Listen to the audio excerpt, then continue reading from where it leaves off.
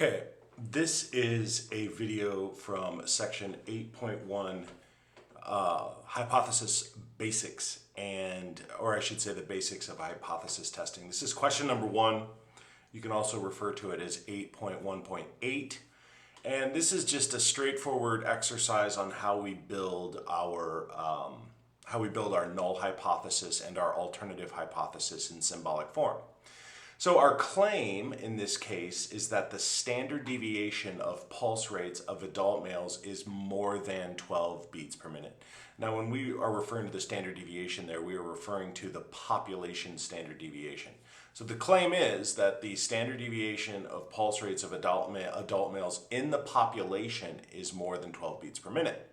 Now, for a random sample of 161 adult males, the pulse rates have a standard deviation of 12.7 beats per minute, complete parts A and B. So in that second part, that 12.7, that is the standard deviation of the sample. And so we're going to use that as a sort of estimator of the population standard deviation. We're going to use that as for our hypothesis test. So express the original claim in symbolic form. Well, if the claim is that the standard deviation of pulse rates is more than 12 beats per minute, then I want to start by selecting the symbol for the population standard deviation, which is sigma.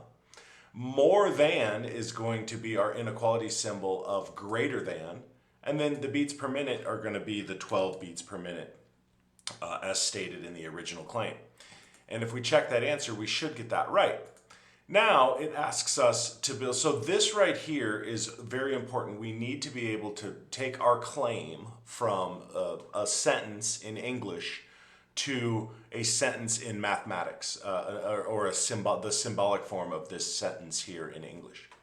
Now, the null hypothesis and the alt hypothesis, so this claim does not have any equality in it. So that immediately tells us that that is our alt hypothesis.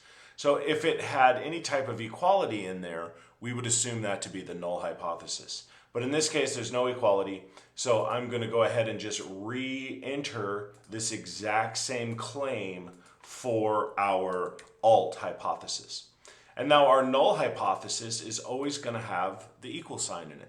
So our null hypothesis is that that sigma, the population, is equal to 12 beats per minute, and our claim is that it's actually greater than 12 beats per minute. And so the test we're going to do later on will determine if we're going to reject our null hypothesis because there is sufficient evidence to support the claim, or we're going to fail to reject our null hypothesis because there's insufficient evidence to support our claim. But if I check my answer there, I get that one right. And that is how you can set up a claim in symbolic form and then take that information and create your null and your alternative hypothesis.